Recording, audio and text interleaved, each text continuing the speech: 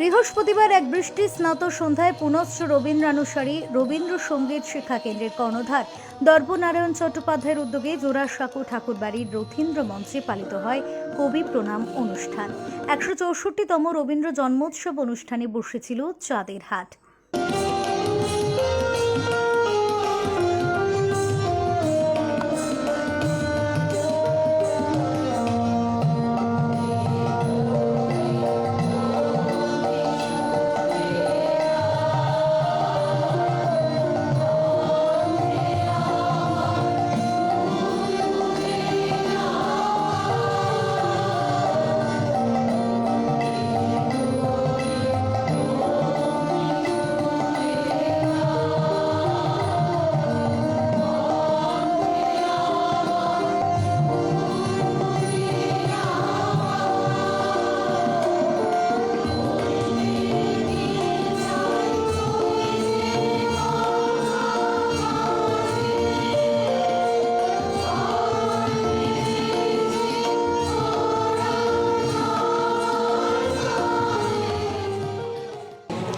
পুনশ্চর এই কবি প্রণামের অনুষ্ঠানে এই মুহূর্তে আমরা পেয়ে গেছি পুনশ্চরী কর্ণধার দর্পনারায়ণ চট্টোপাধ্যায়কে। ওনার থেকে অনুষ্ঠানের বিষয়ে যাবতীয় আরও জেনে নেব।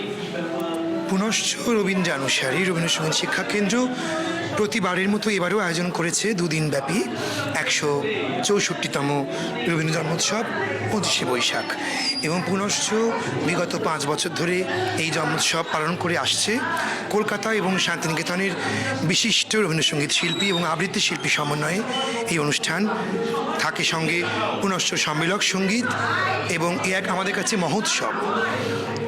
এবং পুনশ্চ শুধু জন্মোৎসব নয়, সারা বছর রবীন্দ্রনাথের গানকে নিয়ে তারা যাপন করে।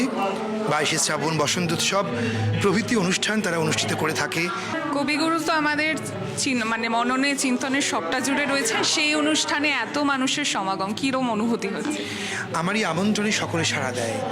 আমি এত গুণী গুণী মহিরো শিল্পীরা এসেছেন, প্রত্যেকেই আমার ডাকে সাড়া দিয়ে কেউ কখনো কোনো রকম আপত্তি জানায় না। আমার ডাকে সাড়া দিয়ে তারা আসে, এই আমার পরম পাওয়া, ভাগ্য বলে মানি। হে নূতন দেখা দে কারবার জন্মেরও প্রথম শুভক্ষণ। এই উদ্বোধনী সঙ্গীতের মধ্য দিয়ে কবিগুরুকে প্রণাম জানিয়ে অনুষ্ঠানের শুভ সূচনা হয়। বহু গুণী শিল্পীর উজ্জ্বল উপস্থিতিতে আলোকিত হয়ে ওঠে মঞ্চ।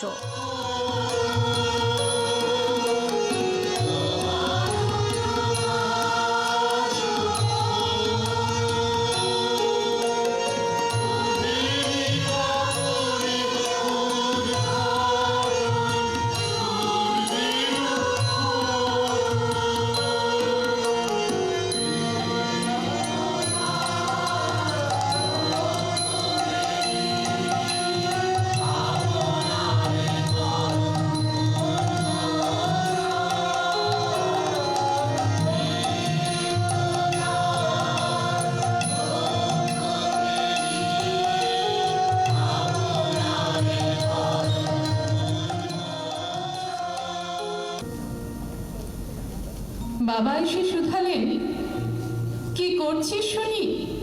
কাপড় কেন তুলিস বাক্সে? যাবি কোথায়?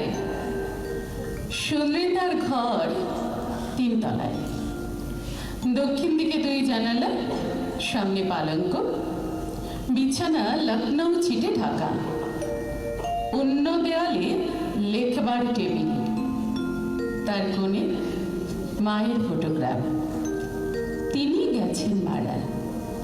বাবার ছবি দেয়ালে, ফ্রেমে জড়ানো ফুলের মালা, মেঝেতে লাল শতরঞ্চে শাড়ি, সামিজ, ব্লাউজ, রুমাল ছড়াছড়ি।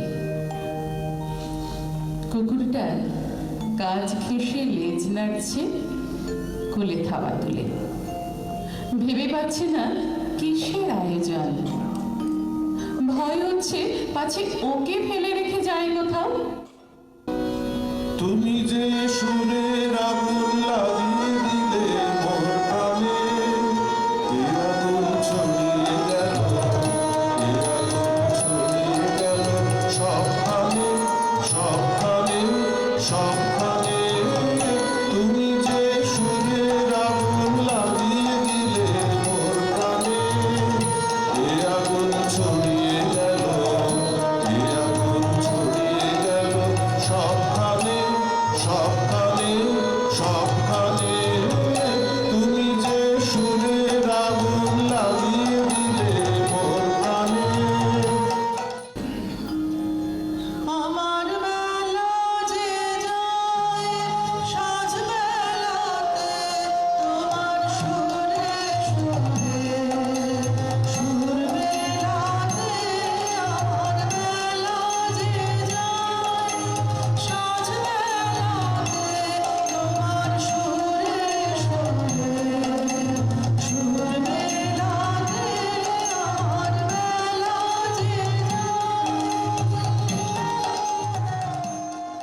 বরাবরই আসি আমি, অত্যন্ত সুশৃঙ্খল উপায়ে পুনশ্চ অনুষ্ঠান করে, তার কর্ণধার দর্প।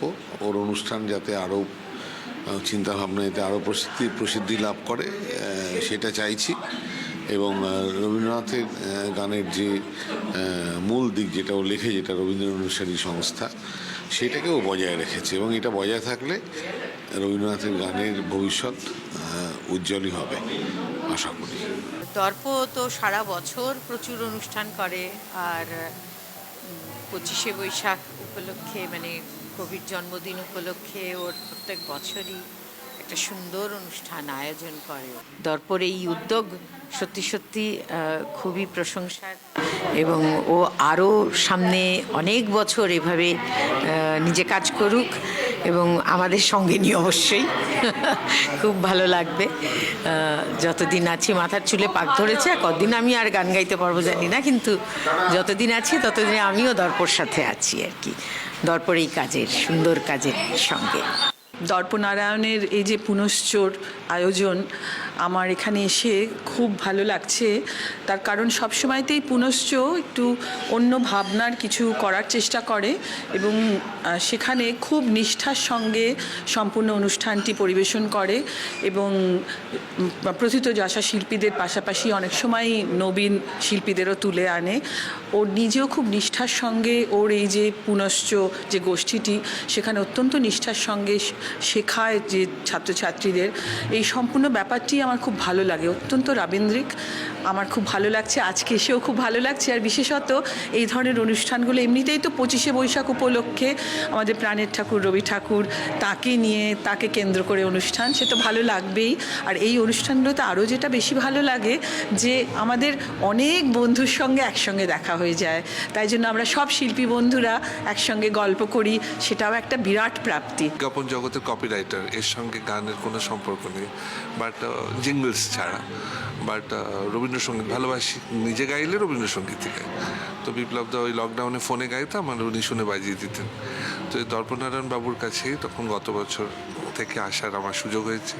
এত সুন্দর, মানে প্রথম কথা ওই যেটা বিপ্লবদা বললেন, এতগুলো ছাত্রছাত্রীকে একসঙ্গে অথেন্টিক রবীন্দ্রসঙ্গীত উনি শেখান, সেটা তো এখন একটু চেঞ্জ হয়ে যাচ্ছে। তো আমি হয়তো ওর কথাগুলো ছায়াই বলছি, কিন্তু বক্তব্যটা সকলেরই একই। রবীন্দ্রনাথের গান একটু গীতিপ্রধান গান, এখানে সুর তাল নিয়ে বিশেষ কিছু করবার দরকার নেই। যেখানে উনি সুরটা যদি কথা ডিমান্ড করে, সুরটা তাই সেই মতো, উনি রাগ থেকে রাগে চলে গেছেন কেন, কথাটা চেয়েছে বলে। ও চাঁদ তোমায় দোলায় তো বাহার রাগে হয়, তো কে দেবেতে নোটটা উনি চেঞ্জ করেছেন বিকজ প্রয়োজন আছে বলে। রবীন্দ্রনাথের জন্মদিন উপলক্ষে যত অনুষ্ঠানই হয়, সেখানে গান গাওয়াটা একটা পূজার অংশেও, আমাদের পূজা এটাই। তো এখানে এসেও খুব ভালো লাগছে। দর্পনারায়ণদা এত সুন্দর করে পুরোটা আয়োজন করেছেন, খুব মন ভালো করা একটা আয়োজন। দর্পনারায়ণের এই যে আন্তরিক আহ্বান এবং এই যে অনুষ্ঠানের যে একটা মালা গাঁথে সমস্ত শিল্পীদের নিয়ে, এটা ভীষণ ভালো। প্রত্যেক বছরই আসি, ডাকে, ভীষণ ভালো আন্তরিক আমন্ত্রণ জানাই, এবং আমরা আসি, গান শোনাই, গান শুনি অন্য শিল্পীদের, ভীষণ ভালো। এবং দর্পনারায়ণ এই যে একটা এত সুন্দরভাবে একটা অনুষ্ঠানটাকে মানে অর্গানাইজ করে, সেটার জন্য সত্যি মানে সাধুবাদ জানাই তার জন্য। কলকাতার সমস্ত ভালো শিল্পীরা, গুণী এবং প্রবীণ শিল্পীরা আজকে এখানে উপস্থিত আছেন। আমরাও এখানে এসে খুব ভালো লাগছে আমাদেরও। আমরা বিশেষভাবে মিলিত হয়েছি দর্পনারায়ণ চট্টোপাধ্যায়ের উদ্যোগে যে কবি প্রণাম অনুষ্ঠান হচ্ছে, তাতে ওর পুনশ্চ গোষ্ঠীর এই আয়োজনটা করেছে, প্রতি বছর করে। এবং আমি তো মনে করি যে দর্পণ থেকে অনেক কিছু শেখার আছে। ও এত সুষ্ঠুভাবে এতজনকে নিয়ে এত সুন্দরভাবে অনুষ্ঠান করে, সেটা তো খুব অভিনন্দনযোগ্য। অনুষ্ঠানে সংবর্ধিত হন পণ্ডিত বিপ্লব মণ্ডল। তার বক্তব্যে উঠে আসে কবিগুরুর প্রাসঙ্গিকতা। বিশ্বকবি রবীন্দ্রনাথ ঠাকুর, তিনি প্রতিটি যুগেই প্রাসঙ্গিক।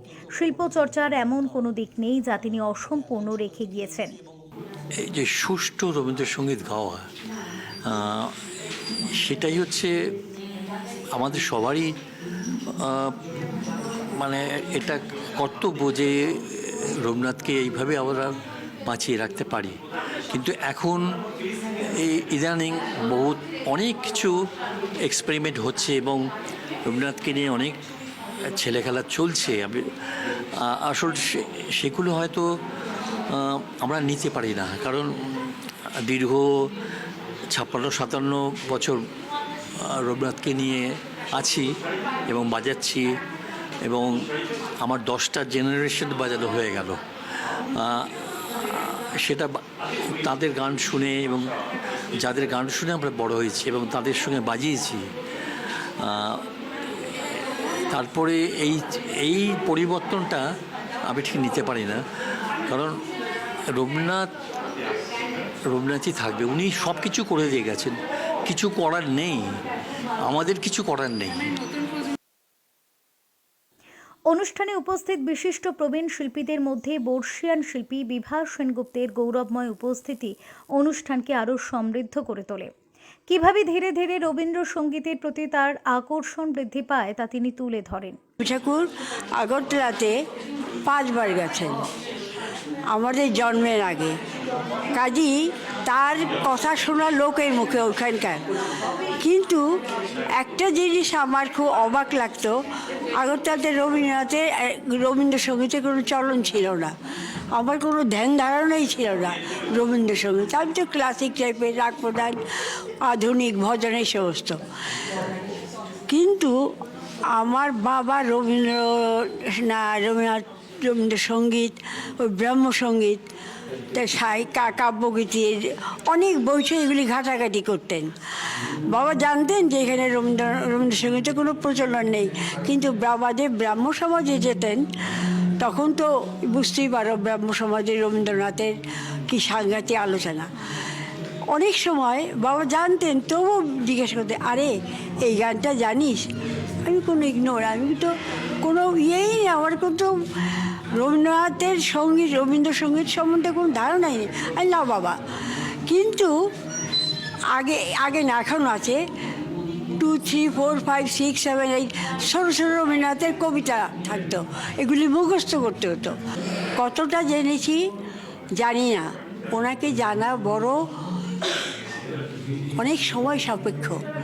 এই সাধারণ বইপত্র পড়ে রবীন্দ্রনাথকে জানা যায়, সে অসীম।